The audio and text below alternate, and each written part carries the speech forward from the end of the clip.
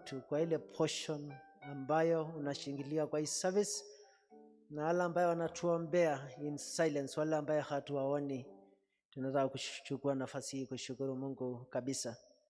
Nilikuwa nafundishwa asubuhi hii leo na kina Ngarama kuniambia kwamba hata isipooneshana kwa screen bado tu inaonekana kuna vile wana deal nayo, na labda pengine wana get some free time watanifundisha vile hizi cameras zinatumika, ili ndiposa nierefuke kidogo kwa hiyo laini. Friday tulikuwa tunapeana chakula, so tulipeana chakula, tulipatia watu wengi chakula, na kwa hivyo tutapeana siku ya Julai. Kuna ile date ambayo tulichagua, na kuna ile mipango ambayo chakula wale wako needy. Hatuwezi kulisha watu wote, lakini at least tuta make sure kwamba Mungu ametusaidia. Kuna ile chakula itatoka the new Kitusuru, and then alafu na kuna ile kama kanisa tutanunua. Kwa hiyo please, kwa wale ambao walidonate, nataka kushukuru sana on behalf ya PCC na on behalf ya congregation. Wale wamedonate, watu walitusupport sana. So ni kitu continuous, kwa sababu tunafanya kitu inaitwa matching. Kuna ile percentage watu wa Kitusuru wanatoa, na kuna ile ambayo tunaongezea. So please, ukitoa donation yako ya chakula, it is still continuous. I think inaenda kitu kama 3 months, na tunaongea na wao, na kuna possibility watu support for 4 months. So na sisi kama kanisa lazima to match for 4 months. Na kwa hivyo please, mudonate. Ukitoa kwa paybill, hapo kwa account unaandika food donation, and then alafu tuna separate, tunaweza hizo pesa kando. Kwa wakati huu wa njaa, si tulikuwa tuna celebrate ya kwamba tumeweza kuhudumia watu na tumeweza kuwapatia chakula. But surprisingly, niliona kanisa inaitwa St. Bartholomew pale karibu na Nyari, katikati ya Nyari na barabara ya Kashie. Walikuwa na watu maelfu wakiwapatia chakula. So kwa sisi ambaye Mungu ametubariki in one or another, tuweze kudonate. The other thing ambaye nataka ku raise concern, and I'm so sorry to say that, ni kudonate nguo. Kuna watu walitudonate nguo, tukadonate nguo, lakini kuna zingine ambazo zinapeana ambaye sio nzuri. Kwa hivyo wakati mtu anapeana nguo, upeane nguo ambayo inaweza valika. Upeane ile nguo ambayo, kwa zile ambazo unapenda utoe moja, kwa zile ambayo unazipenda upeane kitu nzuri ambayo inafalika. So kwa wale ambayo tumekuwa tukisaidiana, najua kwamba tumekuwa tukisoma Injili ya Marko, na ni kitabu ambayo imenishangaza sana. Sijaielewa kitabu cha Marko kwa njia hii, na kwa hivyo tutamaliza. Nataka tumalize hiyo safari on Sunday.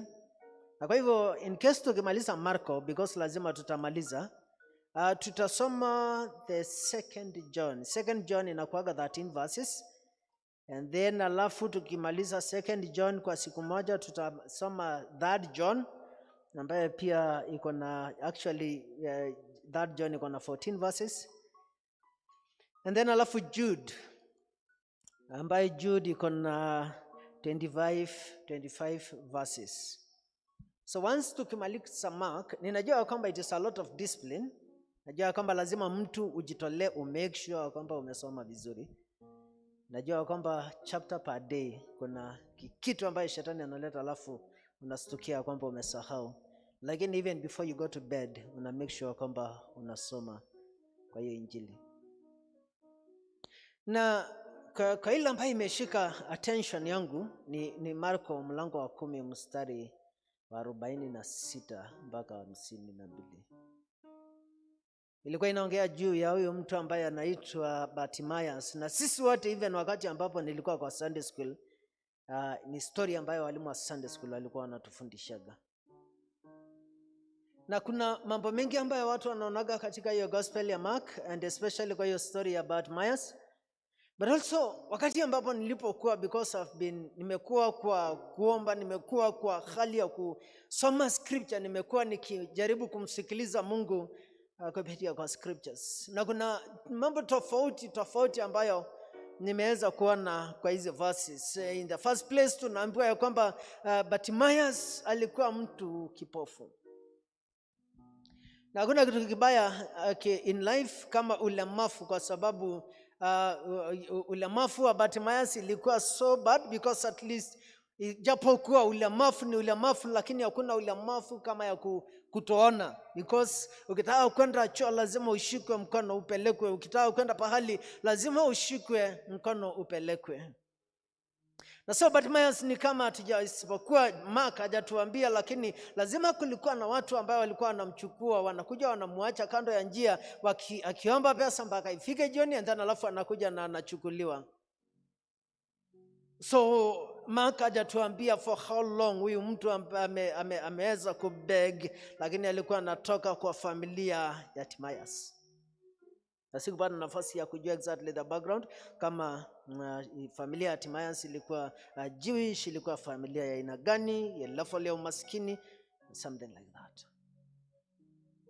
But also the other sad part, na nilikuwa nataka kupush hii story ya Bartimaeus niweza kurelate na maisha yetu kwa wakati huu, kwa sababu blindness sio physical blindness tu, sio kutoona na macho tu ya nje, lakini kuna blindness ya ndani ambayo kwa mioyo zetu Mungu ametuokoa, Mungu ametubadilisha, but still kuna mambo mengi ambayo inafanyika kwa maisha yetu ambayo haipendezi Mungu. Unaweza jiuliza kwa nini mtu ambaye ameokoka, mtu ambaye amebadilishwa, mtu ambaye Mungu amemuokoa, bado tu ako kwa hatred, bado ako kwa usherati, bado ako kwa kutamani, bado ako kwa in the midst ya uchafu ya ile dunia ambayo tunasemaga kwamba Mungu amenitoa kwa dunia. Na so kwa mambo haya yanafanyika kwa sababu Bartimaeus like blindness yake imekaa kwa muda mrefu, but hakuwahi weza kuchukua kama blindness yake it is part of him, ni kitu ambayo anaweza kuizoea. Na the biggest mistake, the huge mistake ile ambayo tunafanyaga, it is tunaingia kwa situation in life mpaka tunaona kwamba it is part of our lives. Kuna mambo mengi ambayo mtu despite ya vile ni kwa mhubiri, lakini there are a lot of things ambayo ninafanya ambayo haipendezi Mungu. Wakuta watu wengine wako kwa world, wakienda kwa dunia wanakuwa kama hao watu wa dunia, wakienda kwa watu wa Mungu wanakuwa watu wa Mungu. Na so ile message ambayo Mungu anatuongelesha leo ni kwamba we live a transformed life, tuishi maisha ambayo haita tolerate dhambi, because dhambi inatuseparate na Mungu. Dhambi inatufanya tusione Mungu.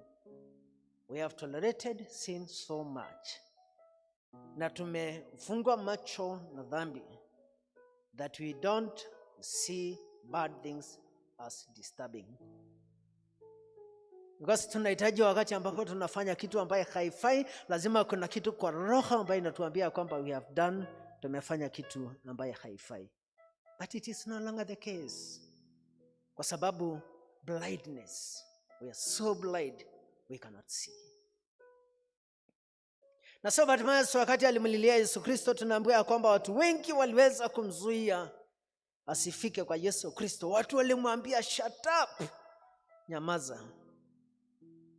And there are so many times ambayo tuna make a decision in our lives that when we are trying to move, there are always hindrances. Kuna zile vitu ambayo inatuzuia tusifike kwa Mungu.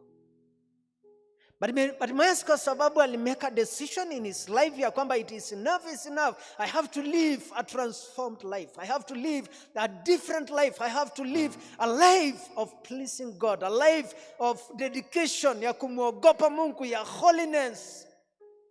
I have to go out of the crowd na niweze kumpendeza Mungu.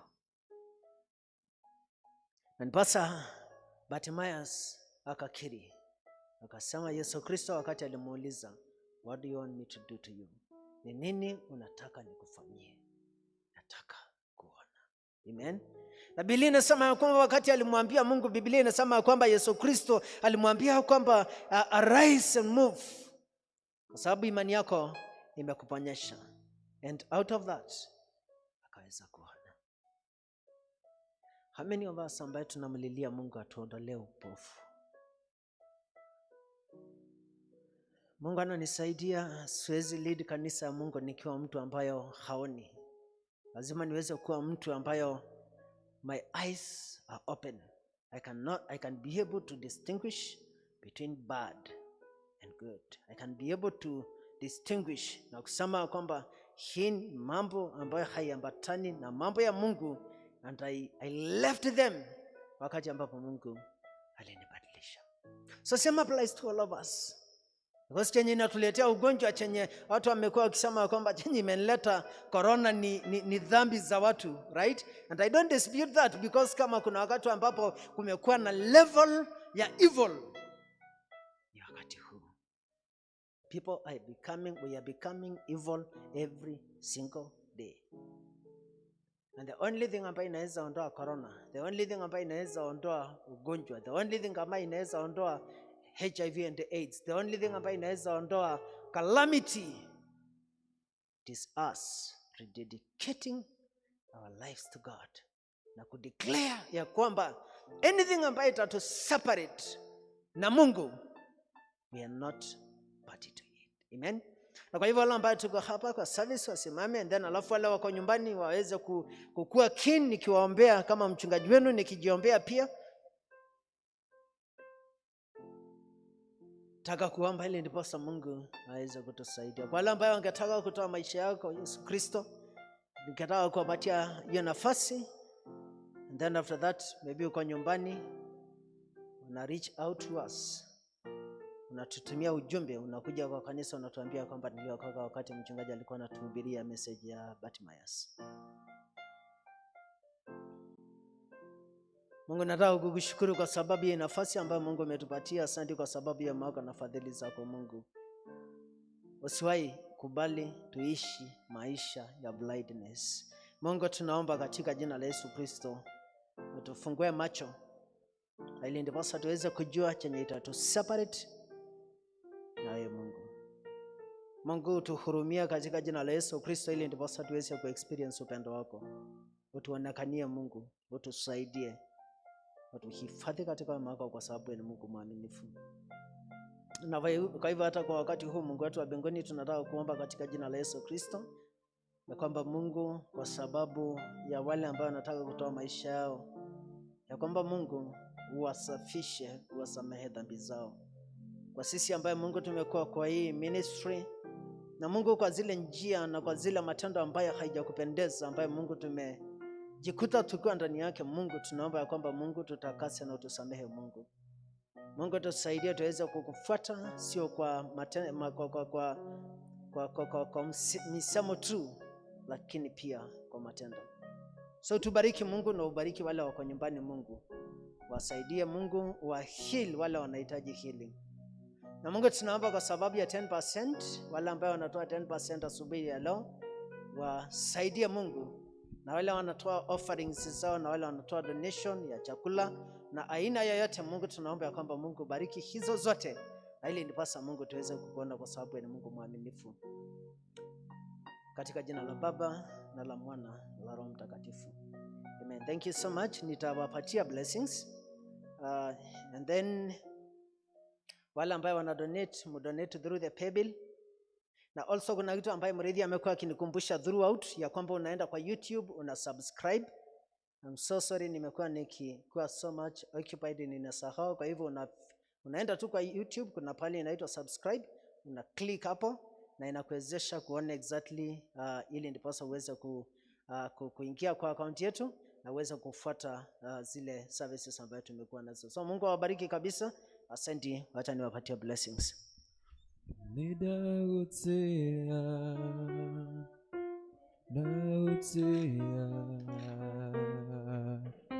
Wabararetio Igoro mono Nidautia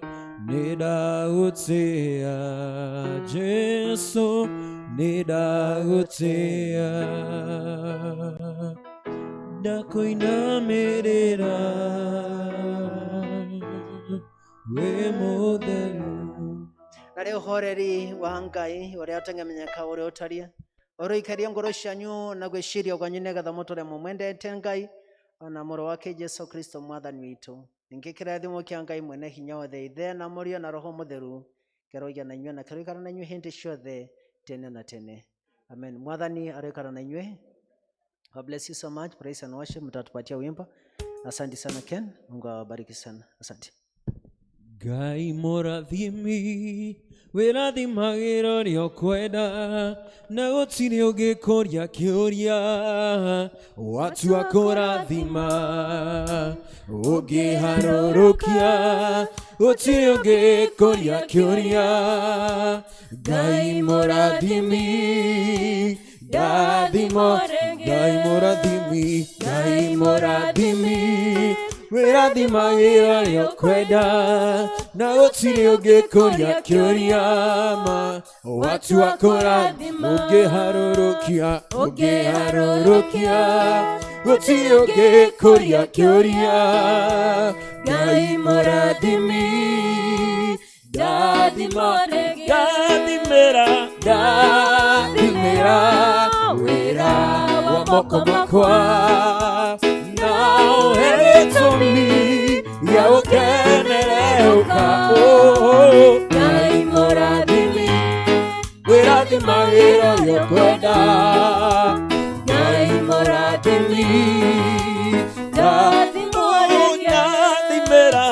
ndathimĩra wĩra wa moko makwa na ũhe gĩtũmi gĩa gũkenererũka Ngai mũrathimi wĩrathimagĩra ũrĩa ũkwenda Ngai mũrathimi ndathimo rĩngĩ ndathimĩra wĩra wa moko makwa Jesu na ũhe gĩtũmi gĩa gũkenererũka Ngai mũrathimi wĩrathimagĩra ũrĩa ũkwenda Ngai mũrathimi ndathimo rĩngĩ